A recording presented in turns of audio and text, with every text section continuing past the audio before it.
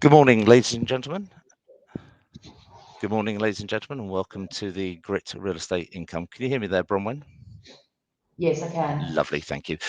Apologies, ladies and gentlemen. Good morning and welcome to the Grit Real Estate Income Group investor presentation. Throughout this recorded presentation, investors will be in listen-only mode.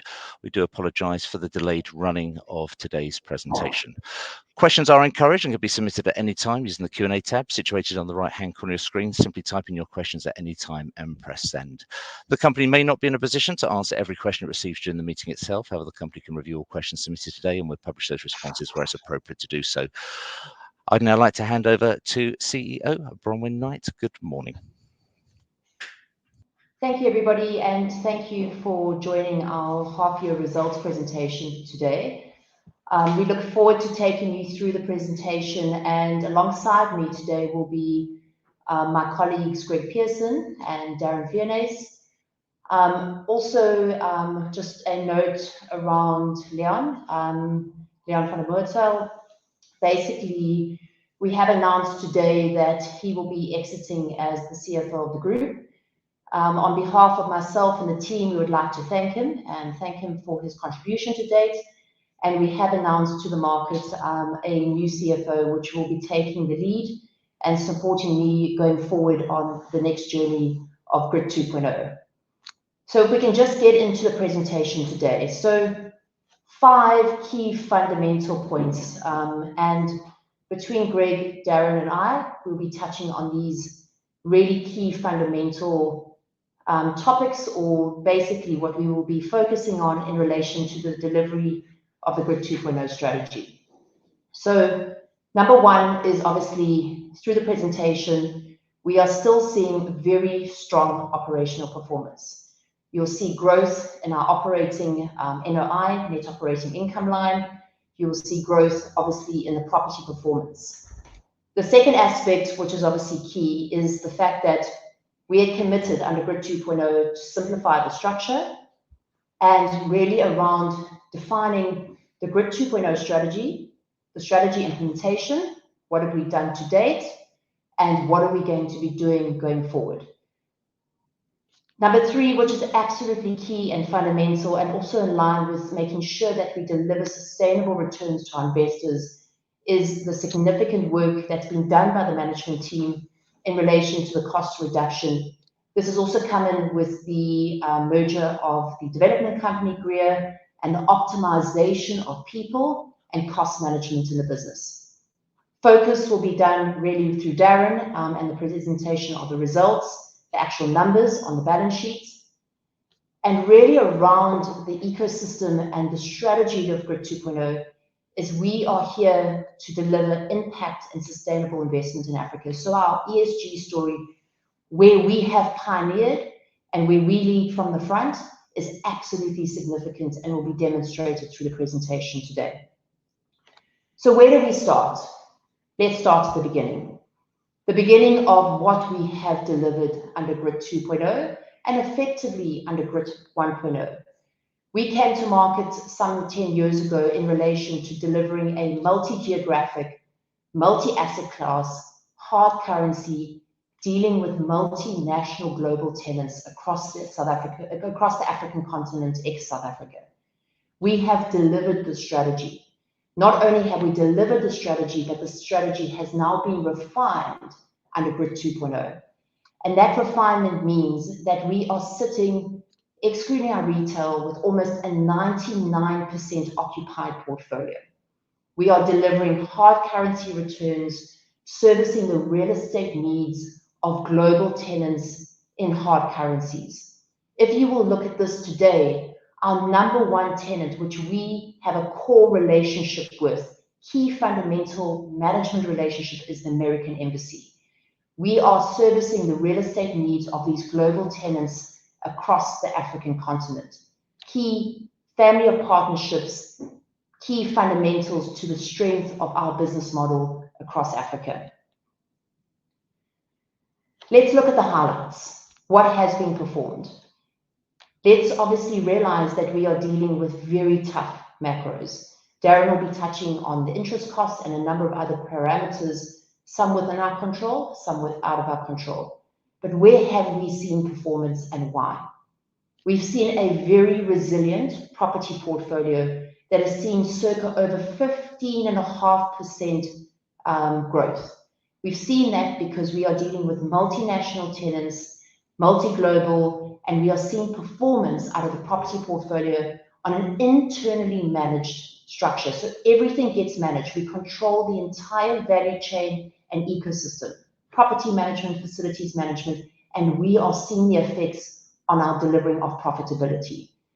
To the point that I've mentioned, there has been significant optimization of administrative costs, with circa just over 15% reduction, and where we're seeing to June, circa just over 19% reduction in the optimization of the business model, economies of scale, the merger with our development business, Greer. Greg will be touching on the significant development platform he and his team has created. And I dare say the best development team that has come out of Africa. They've delivered the hospital project, Impact, which Greg will be touching on today, which is not only the delivery of an impact real estate asset, but also generates circa $1 million worth of development income, which is the benefit to the Grit stakeholders. So delivery of strategy has been one of the key fundamental components. Have we delivered on strategy? Absolutely, yes. What is the Grit 2.0 strategy? Okay. The Grit 2.0 strategy is a combination of what you know in the business today. It is the actual existing portfolio, which is performing. It is the co-ownership structures that we have invested in, and also the new sector specialist funds. One that we will discuss today being Bora Africa, which you would have seen received an overwhelming vote of confidence in relation to our substructure creation. Then on the side is the monetization of our IP. We have circa over 150 staff of internal property management, facilities management, development management. The ability to utilize these staff to monetize this IP, which now derives another revenue line for us, which you'll see is circa over $6.5 million of development fees, facilities management fees. It's the fee earning capacity of this business. This is the Grit 2.0 strategy. Has there been delivery already? Yes, there has. Will the delivery into the future be demonstrated? Absolutely, yes. The simplification. So yes, Africa is complicated. Yes, we operate across 12 African countries. Yes, we're in emerging markets, but the team has gone a long way to really look at this group and say, how do we simplify the structure? So we have removed many of the associates. Companies like Greer have now become subsidiaries of Group, which makes our reporting a lot more simplified. We've got the fee earning capacity of the business, which I've just mentioned now, and we've now got our income producing assets, really in the substructures of what we're able to create around very specific asset classes. And I will touch on what core is and non-core asset classes are into the future. So really under what is the evolution to Grit 2.0? Where are we going into the future? What have we seen with the acquisition of Greer, who significantly completed a number of developments? As we've seen, there's a core strategy for the following. Core strategy for industrial under the creation of Bora. Core strategy for diplomatic housing, servicing the American Embassy and other governments across the globe with real estate needs in Africa. The core functionality of data centers, the importance of data. These are our core sectors today and going into the future. The ability to create impact assets, the delivery of our first hospital project. And what do we see as non-core? The non-core is what we see out of hospitality and retail. And what are we doing with non-core? The ability to asset recycle.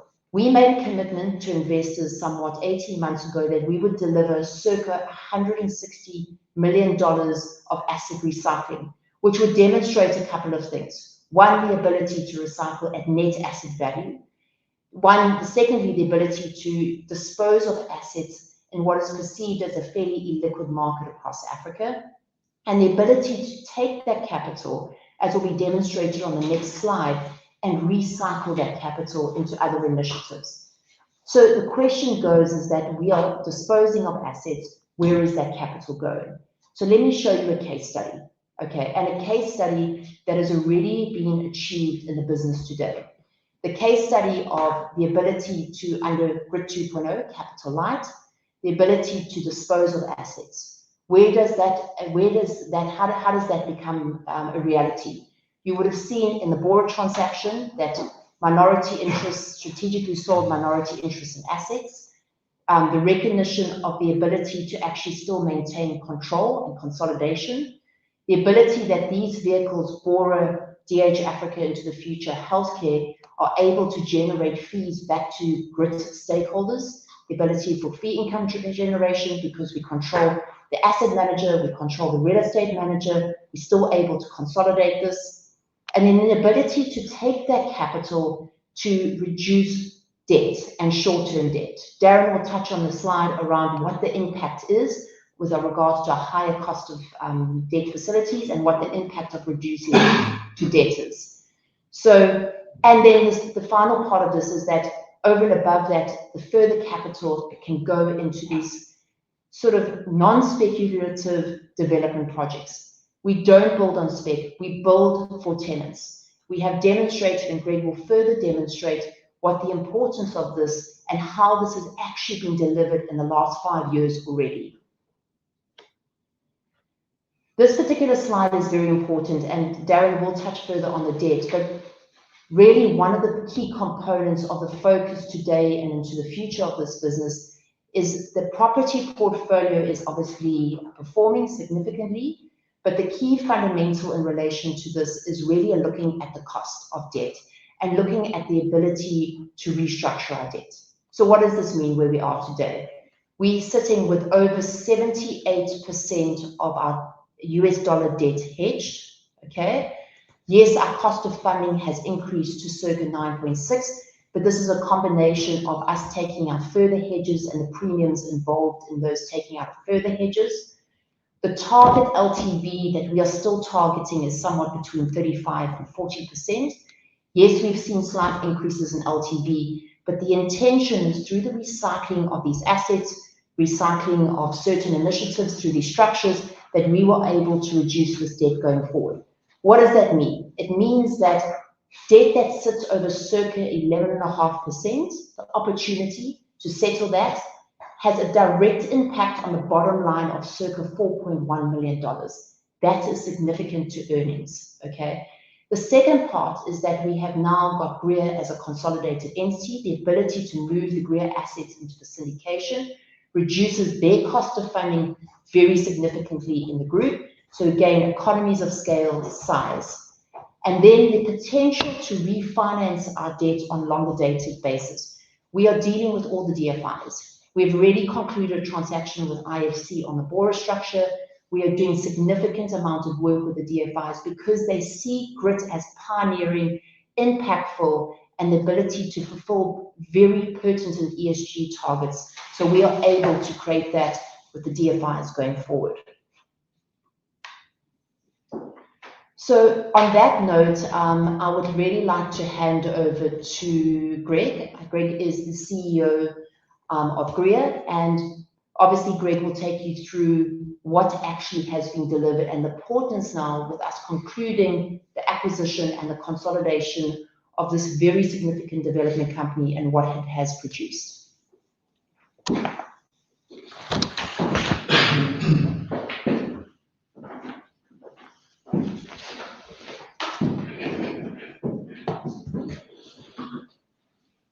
Good morning, ladies and gentlemen. Thank you for your time to go through our results presentation. So, talking about Greer, what is Greer and how does Greer fit into the Grit 2.0 strategy? So, in 2018, Greer was formed. It was a capitalized concept vehicle, and it partnered there with APDM. APDM is where the staff are housed and actually the development managers of the platform. So if we roll from 2018 to where we are today, on the initial capitalization of that company, APDM and Greer have successfully developed north of $300 million worth of revenue generating assets, and that is what sits in the portfolio to date. In 2018, when we started this company, we had a specific strategy. We've got working relationships with key clients that form three pillars in our organization, and that's been our strategy on execution of real estate across the continent. That relationship goes back circa 20 years with some of the management that are sitting in APDM today. So at the outset of Greer, one of the key clients was American Embassy, commonly known as OBO. Second was information, communication and technology, so data centers, and in the global world, BPOs, which is commonly known as call centers. And then on the medical side, the hospitals. So my colleague Darren later will be going through the slides that show you exactly how that strategy has come through in the numbers.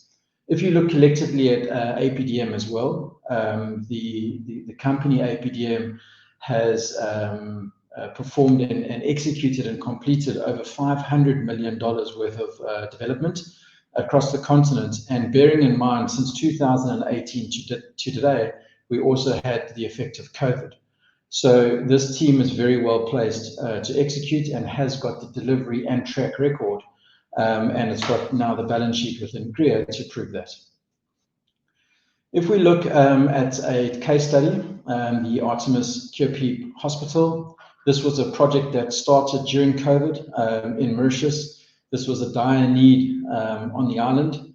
So forming part of, again, our Grit 2.0 strategy, what did we do here is not just build an asset, but it's created an asset for the country.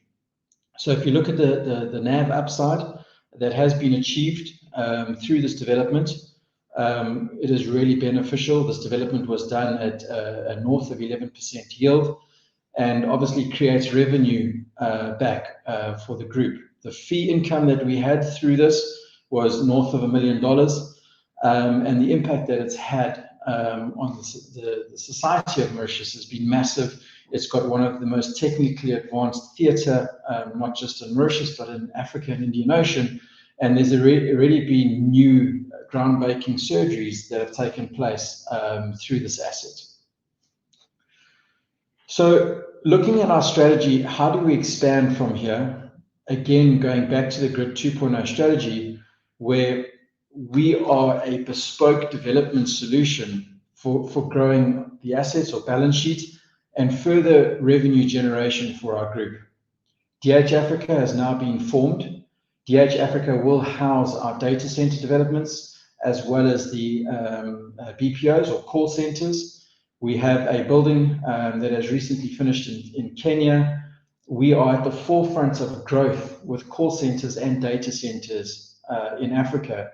And we've aligned ourselves specifically with partners like CCI, which is the biggest call center operator across Africa, the likes of African data centers that management have got core strategic relationships with. It helps them grow their strategy as well, but in the same time mitigates the risk of development. Bora Africa, which is specifically coming out of Kenya, led by Donald Borthwick, many years of experience on the industrial side. Touching back on DH Africa, that's the diplomatic housing growth. The pipeline that we have with American Embassy, we have those buildings tenanted prior to development and completion of development.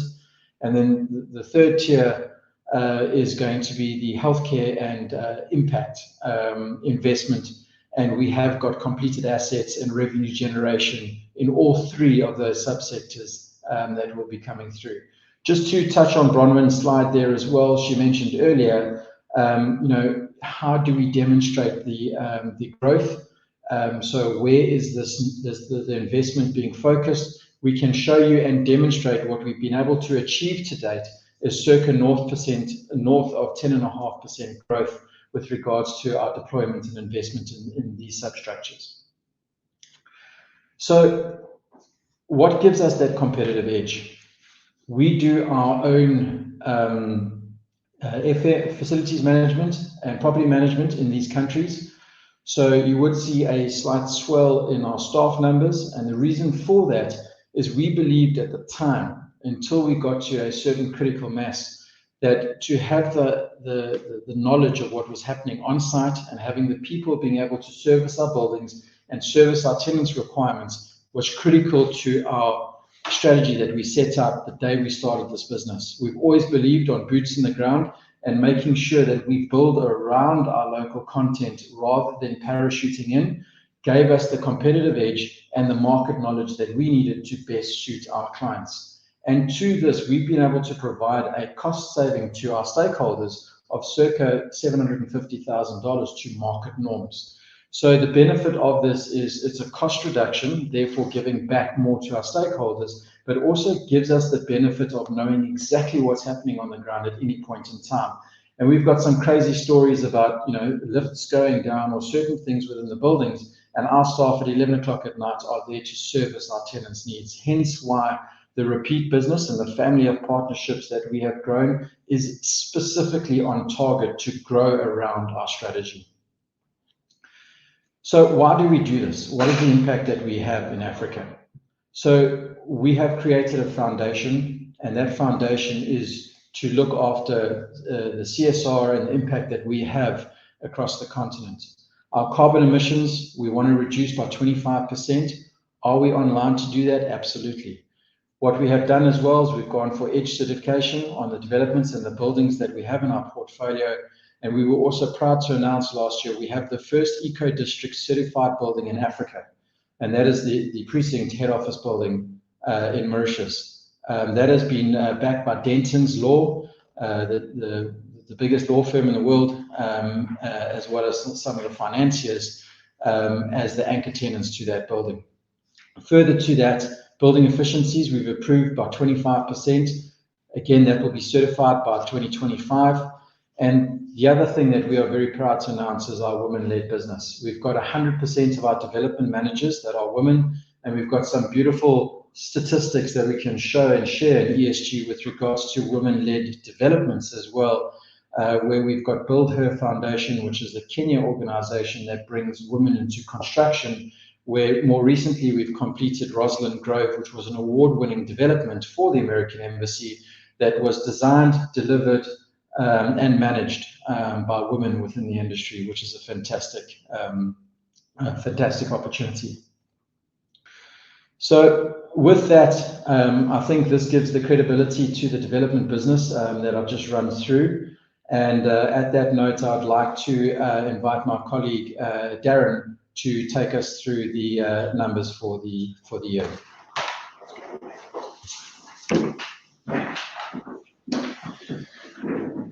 Great, thanks, Greg. I just want to confirm, Mark, that we're still okay on screen. Yeah, okay. Our screen in the room's gone down, but that's fine. Thank you. So I'll obviously be sitting in the hot seat today in Leon's absence. I think the team at Grit have done a fantastic job getting the results out. Some of the key stats and the key summaries and the key takeaways and highlights. I think the board has been pleased to declare a dividend of 1.5 cents. As you'll see, that has been paid out of distributable earnings, which is printed at just over 2 cents. So the dividend paid is out of operational cash earnings. We'll go through some of the key metrics of the results as we go through. I think the important starting point is to demonstrate, firstly, that the simplification of the group structure is now going to result in us focusing on IFRS earnings going forward. On that basis, we've reported a 5.6% growth in revenue and a 6.1% growth in NOI for the 6 months. So that is evidence of the operating portfolio working, doing its job as intended. I think the minus 15.7% in administrative costs is one of the key features of the results. There was a strong commitment from the board to reduce admin costs by $4 million for the full financial year, which will equate to about a 19% saving for the full year. Obviously, at the half year, we produced a 15.7% cost reduction. That finance cost line there of plus 10.4% is obviously the thing that has created a little bit of earnings weakness in the results. But once again, those are market conditions, somewhat out of our control, and we'll get into some of the hedges shortly. But there are plans, as Bronnen's alluded to earlier, to reduce those funding costs and to reduce the overall LTVs. So the elements within our control are being well controlled, and increasingly will start turning as we see some of those new builds come online. So speaking of the buildings, if you look at that NOI 6-month reported column, somewhat in the middle of the page, you're seeing the first evidence of Grit 2.0. Hospitality is down 42%, but that's because of disposals of the BHI asset. And actually, the portfolio outside of BHI produced a 28% growth in NOI. So what you're seeing is a reduced reduction to non-core sectors, and that's also evident in the LLR contribution for the period. Offsetting that is growth in where that capital is being redeployed into. So data centers have demonstrated growth, medical has demonstrated growth, and the corporate accommodation, which is the US Embassy diplomatic housing compounds, we're seeing that growth starting to manifest in the numbers. So at a reported level, we had a 0.6% growth in NOI, but if you strip out those disposals, that's where you get that 15.6% growth in the NOI. If you flip over to the left-hand side of the chart, you'll see we did experience some valuation pressure. We'll cover that on the next slide, but specifically those were in the completed asset portfolios. So if we're looking for portfolio and asset value growth over the next couple of years, we are already seeing it in our newly completed developments. Those are coming in, those are being positive. The negative revaluations are coming from the existing property portfolio, and it's not completely dislocated from market dynamics. So we're seeing real estate valuation pressure all across the world, and in our instance, it's actually only some specific assets. I won't go through this entire slide, but I think to allude to where some of that pressure was felt was in Antwerp Place. We did have a small write down there, and that's on the increase of some vacancies that we expect through the first quarter of this year and some of the releasing assumptions. So that mall has done a great recovery for us. We've seen good earnings growth this year, but because of some of the releasing risks associated with it, we've seen a little bit of valuation pressure. On the light industrial, the weak Kenyan economy and some of those FX challenges the corporates have faced there have resulted in some slower rent collections, but we do have plans in place, and those are being worked on as we speak. And then finally, is that Vulcan lease expiry, it's actually May of this year, and that renewal is under negotiation, but we did see some valuation pressure on those assets. Clearly, there's other bright lights. So the offsetting parts, and you can see some of the pictures on the right-hand side, is the CapEx we've committed on the Club Med Resort in Senegal. So you'll see some both earnings growth as well as some valuation growth from the hospitality sector. And again, that's just on the capital we've committed there, where we earn an 8% yield on any capital deployed.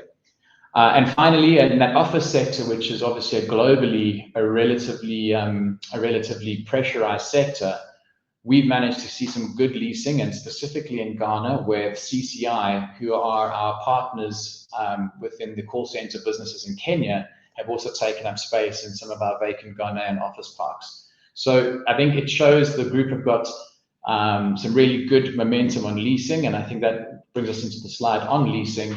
And the leasing team have done an unbelievably good job. So that green block there that you see is the office leasing we've done in Ghana. So that has helped to drop the overall vacancy to 4.53%. As Bronwyn alluded to earlier, if you strip out retail, which is a big component of the existing vacancy in the portfolio, we're only sitting at a 1% vacancy across the blended portfolio, which by international standards and by any sort of African standards is an unbelievably high leasing rate. There are further lease renewal negotiations underway, but I think our team have demonstrated their ability to release and to fill vacant space when that comes available. So it does bring us onto the EPRA NAV evolution. As we've discussed, the slight downward pressure in NAV for the reporting period is predominantly related to those portfolio valuations of both ANFA and VDE. We can get into further details, but essentially that's what's driven the small valuation pressure, and it's only from the completed asset portfolio. We believe we're going to have development assets coming through, which will start seeing some valuation improvements over the period. So as we discussed up front, I think the key thematic on the controllable elements of the income statements are the finance cost line. But fortunately, we don't have a problem with maturity profile. We've managed to extend the duration of the debt, and that sustainability-linked debt refinance has given us a good facility to potentially leverage and grow the group going forward. So the intentions are that as assets come into a completed asset portfolio, income-producing asset portfolio, they're absolutely suitable and have the right characteristics to be packaged within that syndication. And we believe over time that is able to scale and help us optimize the group weighted average cost of debt. I think the key important part to state here is that our family of partnerships extends into the banking and financing sector, and we've got a very diverse funding mix. But obviously, on all counts, we believe our partners there are sort of long-term partners who have stood by us through the cycles.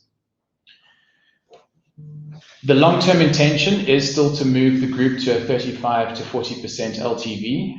That in itself, as Bronwyn has said earlier, combined with some of the other opportunities to reduce cost of debt, should see us normalize the finance cost line in the income statement.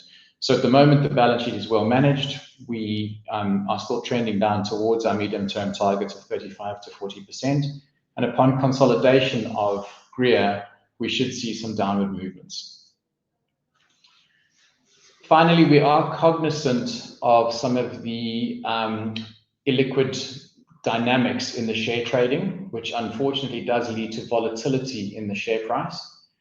The board is keenly aware of it and is looking at a few different remedies. So firstly, the Grit 2.0 execution.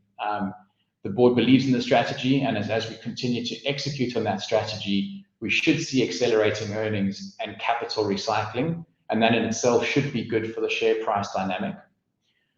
We're seeing that capital allocation process be more pronounced. So we're reducing the debts, funding the pipelines, and there is an opportunity for us to return capital to shareholders as and when we free up additional capital. And then finally, we're looking at some index inclusion strategies.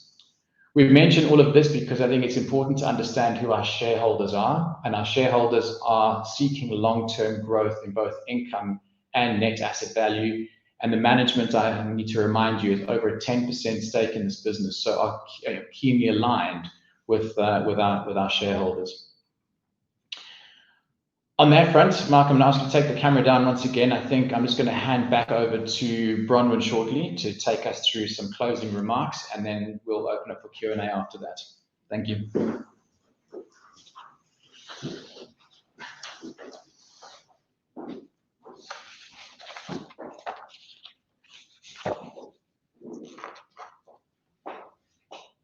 Thank you, Darren, and thank you, Greg. I think they're both clearly articulated, obviously, what we are demonstrating under the Grit 2.0 strategy delivery. So really just some closing remarks from ourselves. So you would have heard me mention up front around 5 key fundamentals that we are working on and the importance of what we have done, which is obviously to align to strategy delivery and what we are continuing to do now into the future. So as has been demonstrated by both Darren and Greg, these are really important components. So the underlying property portfolio today, the sustainable operations, yes, we are delivering. As you've seen, is significant NOI growth.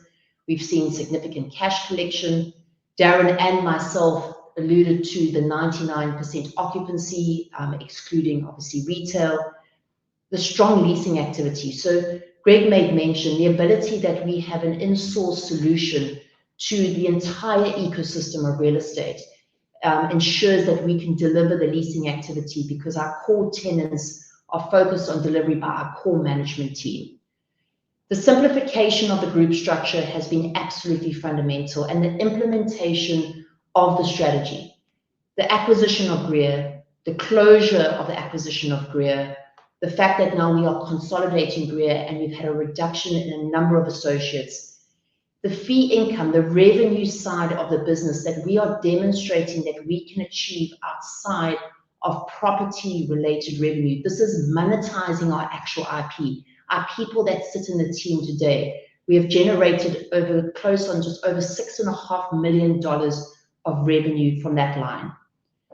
We have demonstrated to date and will continue to demonstrate up to the financial year end that with the merger of Greer, with the construct of Bora, we see significant cost optimization.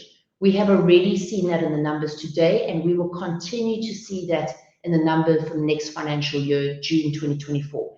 That has a significant impact on return to investors, to stakeholders. The balance sheet is a key fundamental focus of ours. We are hedged. We have hedged circa over 78% of our US dollars. We have entered into some very good hedges in relation to that. The main focus now is the reduction of the LTV, the recycling of capital, the further recycling of assets, and the ability to, once we've paid the higher cost of funding, we will see circa over $4 million of finance cost reduction, and that is the target. What is important, again, and what is definitively close to my heart and that of the management team, is why do we do this? Yes, we do this for stakeholder return. Yes, we as management are over 10%, have 10% shareholding in this business, but we do this to change the face of Africa. We have, through all of our significant initiatives, as Greg has mentioned earlier, Build Her, Women in Construction, we have not only pioneered, we are leading definitively from the front. And we are showing the market what it's like and what it means to make an impact. And what is the benefit of that? It means that we are able to attract capital, DFI money, IFC, significant partners, family of partnerships to this group to fund projects, to be partners, to pioneer, to change the landscape of Africa. This is the ability of impact. This is what we have demonstrated, and we will continue to demonstrate this. So really, in summary, amidst a global sort of economic environment that we've obviously seen businesses come out of COVID. We've seen ourselves come out of COVID. We've seen continuous rising interest rates. Amidst all of that, we have delivered a solid set of results that not only shows delivery to strategy already, but will continue to show delivery to Grit 2.0 strategy going forward. So on that note, I would really like to thank our audience, our investors. From the board, I'd like to thank the board for the continuous support, our management team, our people that work relentlessly across the African continent every day, including ourselves, people that are positioned across the continent. And on that note, I would like to close with a video, which is obviously the Artemis Hospital, our impact project that Greg and his team delivered in the last 6 months. And then we will open up to questions. Thank you for joining us today.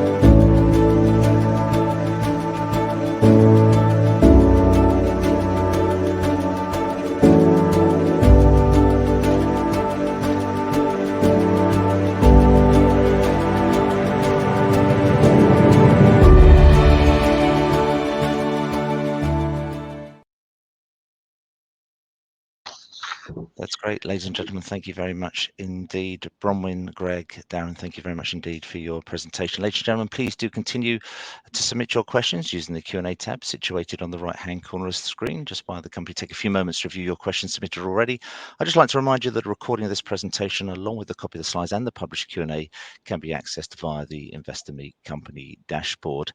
I'll just bring your cameras back up for the Q&A session. And if I may, just hand back to you to read through those questions submitted from investors, and I'll pick up from you at the end. Thank you, Mark. So yes, please submit questions. We've actually got quite a few coming through, so what we'll try and do is collate them and sort of answer as many of them to sort of in one sort of collation as possible.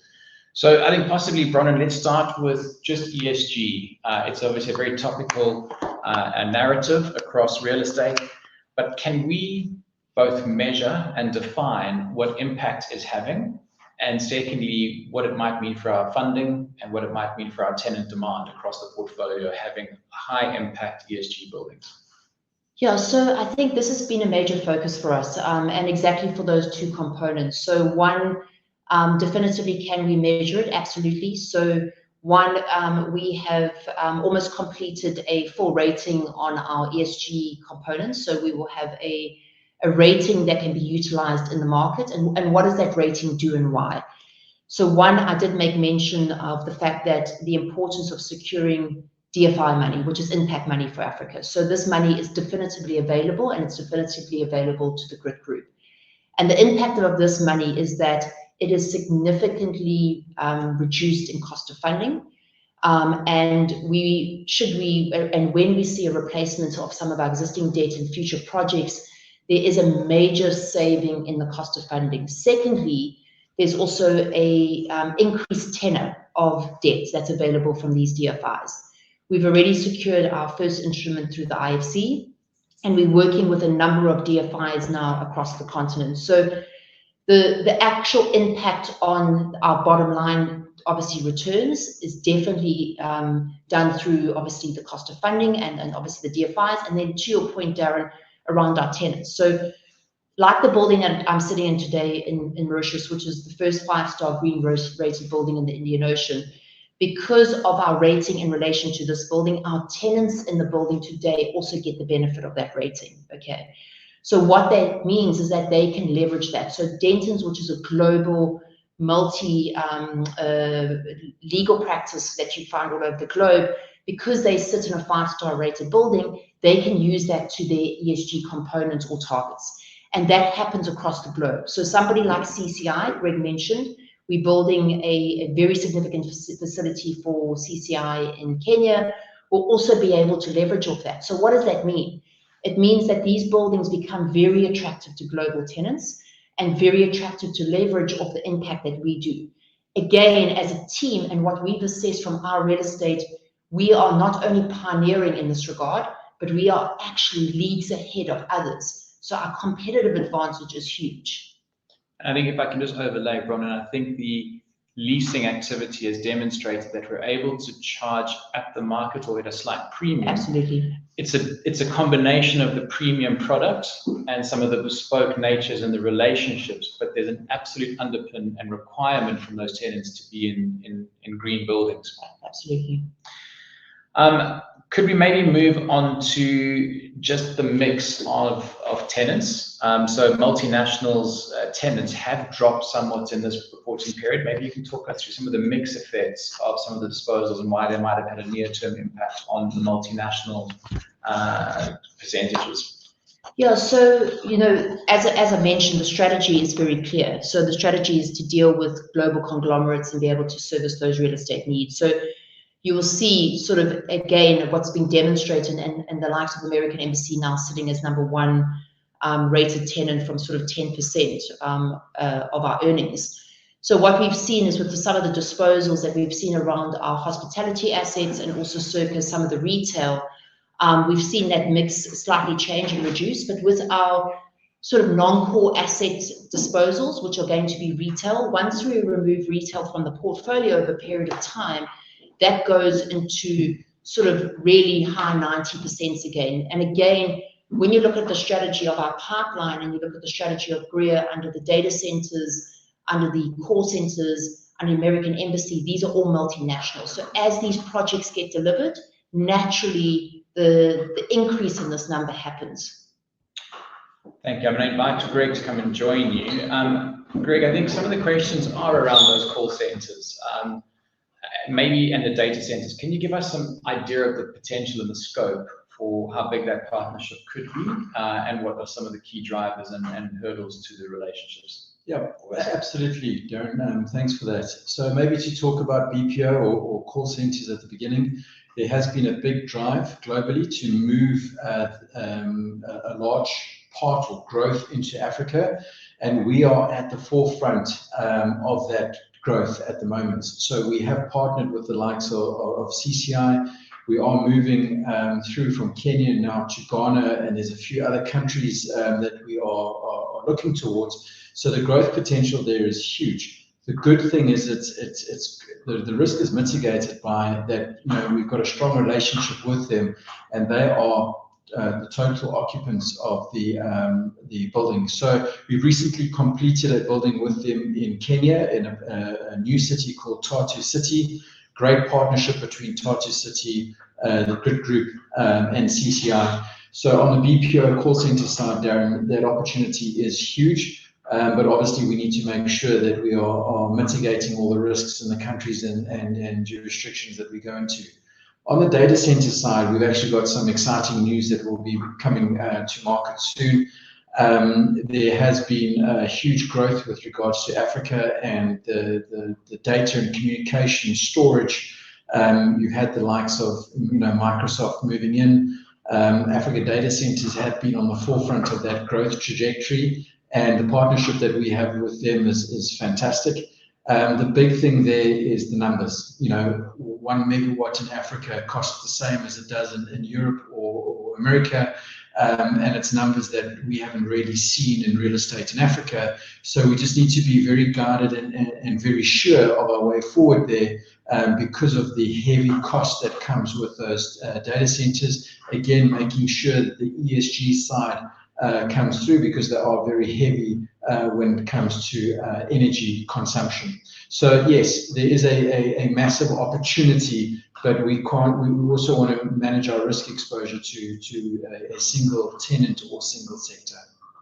Greg, while you have the hot seat, maybe we can quickly discuss the outlook and the capacity for development revenue generation. So this additional revenue income, what is the capacity of the team and what is the visibility of your pipeline? So if you look at what we've been able to achieve, and let's take from 2018, as much as the track record of the development team is a lot longer than that. If we take from 2018 to where we are today, we successfully completed north of $100 million worth of development a year. If we turn that back into the revenue generation that it does for group, that is circa $5 to $6 million of annualized income. That goes straight onto the profitability of the group.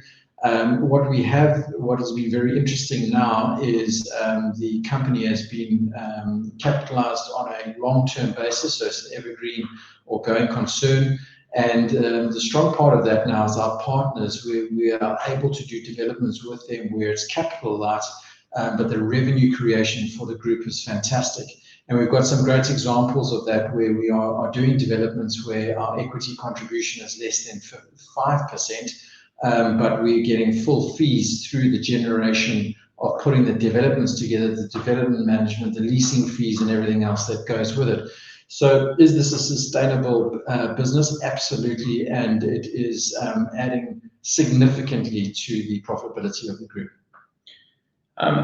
Bronwyn, maybe we can ask you to clarify on capital allocation, please. I think the questions are, what are the hurdles and what are the considerations?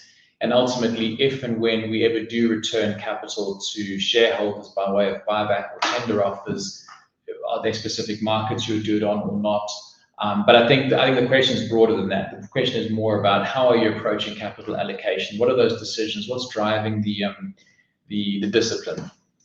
Yeah, so I mean, capital allocation is obviously quite fundamental, and I think it's a combination of We have shown the ability to recycle assets. So as I mentioned up front, Darren, we're sitting in a fairly illiquid market across the continent, and the ability to recycle those at NAV. And then effectively, even through future capital raises, Greer has also sort of successfully concluded a capital raise of circa $100 million. The fact is, where does that capital go in the group, and what is that capital allocation strategy? So as I demonstrated on the slide, which you did as well, Darren, we do sit with higher cost of funding in the group, which, being able to reduce debt is obviously a key component.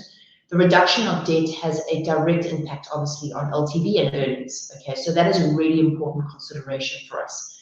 The consideration as well through the development money that Greer raises and continues to raise is the ability to produce these projects, which Greg has mentioned now, at these development yields and returns.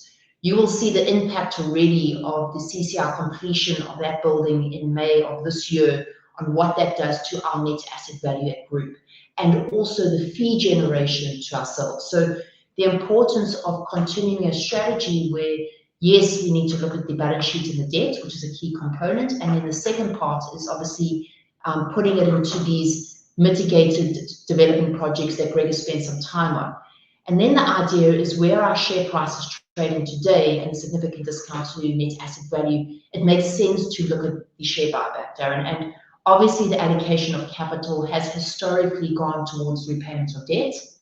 But going forward around the ability to actually start returning capital to investors. And yes, share buybacks are obviously the most eloquent ability to do that, especially where we're sitting from a pricing perspective. But all of this is under consideration and a key component of what we need to deliver now and demonstrating obviously ultimate return to all stakeholders. And a reminder, obviously management owns also over 10% of this business. So we are as motivated to, one, deliver on a sustainable dividend and making sure that that is sustainable. And then obviously the net asset value growth of this business, and then obviously the share price. So making sure that we can get the share price closer back to net asset value is a key KPI for us.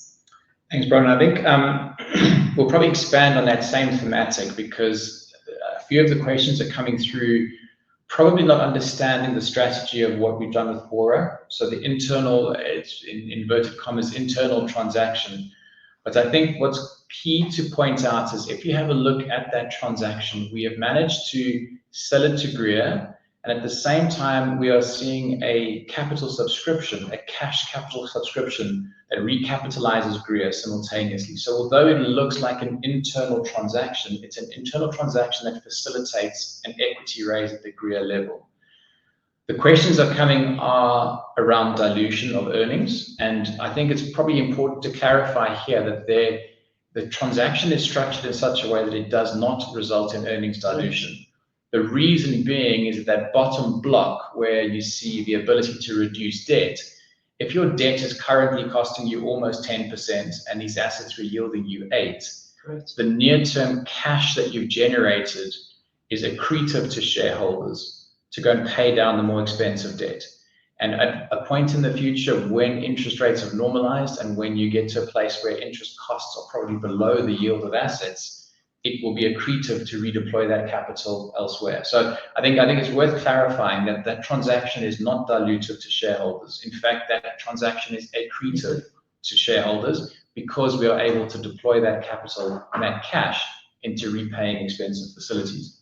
Yeah, and just as a reminder, Bora has been capitalized as well by external capital. So the likes of the DFIs have capitalized that vehicle, and ultimately Grit still consolidates that vehicle and then gets the benefit of running the asset manager. So we are managing the assets. The entire ecosystem of real estate, which I alluded to earlier, is effectively generating significant fees back up to stakeholders. So we're creating an additional revenue stream through these substructures, but definitively to Darren's point, it is not a dilution.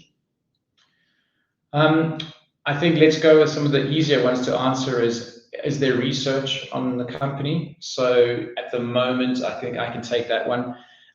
We have a couple of research houses that cover the stock. If you look on the website, those analyst reports are all on there. So retail investors as well can access those. But as you'd appreciate, smaller companies don't often get full-blown research coverage. So there are a couple of houses who have written on us. please have a look at the website if you want any further detail on those. I think let's maybe finish off, and clearly we haven't given explicit guidance, but I think if Bronwyn, if you can just give us some outlook on what will shape the second half of the financial year, and I suppose going back to what we believe is some version of a sustainable earnings profile and therefore dividend profile. Yeah, so I think obviously what you see significant initiatives already in the numbers, and obviously the impact now of Grit 2.0 coming through. So really for the next 6 months of the financial year, and we're obviously in it already, is we're obviously seeing the ability to continue that operations, the actual properties themselves are delivering growth, which is fantastic to see. So the actual operating business is very, very stable. We've seen obviously through the optimization of costs, a significant reduction in admin costs and a further reduction with the combination economies of scale and a number of other very significant cost initiatives that are being done in the business. There is a considerable amount of work around what Greg has mentioned now, the projects and the delivery of this revenue line item, these fees. And I think I made mention of it earlier, well, it's currently sitting even the numbers of circus at $6.8 million already. And then obviously the finance cost line. So yes, we are seeing pressure today on the higher interest rate costs, and obviously that has dropped the dividend. We will ensure that all of those significant initiatives will continue to make sure that we can deliver a dividend into obviously June 2024, and then the importance of growth thereafter. So as the portfolio comes through and as Greg continues to complete further assets, these fee generation, and as this refinancing of this expensive debt happens through this asset recycling, we see the sustainability of the dividends being quite significant going forward. And yes, we see some pressure now. The reality is we do sit in a macro environment where our cost of funding has increased substantially over the last 18 months. But with these hedges and where the significance of what's been put into place, we see the stabilization of those numbers going forward. Great, thank you. I think with that, we've reached the hour. So, Mark, I'm going to hand back to you, if that's okay. That's great, Darren, Greg, Bronwyn, thank you very much indeed. Bronwyn, I know that investor feedback will be particularly important to you and to the rest of the team, and I'll shortly redirect those on the call to give you their feedback. But before doing so, I wondered if I may, Bronwyn, just come back to you for a couple of closing comments, and then I'll send investors to give you their feedback. Thank you. And I think I just would like to thank the audience and thank obviously the investors that have dialed in and our key stakeholders, financiers and partners. It's, as we are aware, and as I've made mention, the global sort of economics makes running a real estate business of this nature, and especially across 12 African countries, quite challenging. But, the management team and myself, who are significantly aligned, are very sort of, they've put in some key components to the business, which you've already seen in the numbers today. And we look forward to delivering on those into the future. And, the board and ourselves, both Greg and I and the management team, the Grit 2.0 strategy, we've delivered already, we see further delivery, and we're actually really excited to what's to come. And then obviously overall is the impact. We are making pioneering impact and have already across the African continent, and we look forward to continuing to do so. Thank you very much, and thanks for joining us today. Bronwyn, thank you very much indeed. Could I please ask investors not to close this session, as we'll now automatically redirect you for the opportunity to provide your feedback in order that the management team can better understand your views and expectations. This will only take a few moments to complete, but I'm sure will be greatly valued by the company. On behalf of the board of Grit, we'd like to thank you for attending today's presentation, and good morning to you all.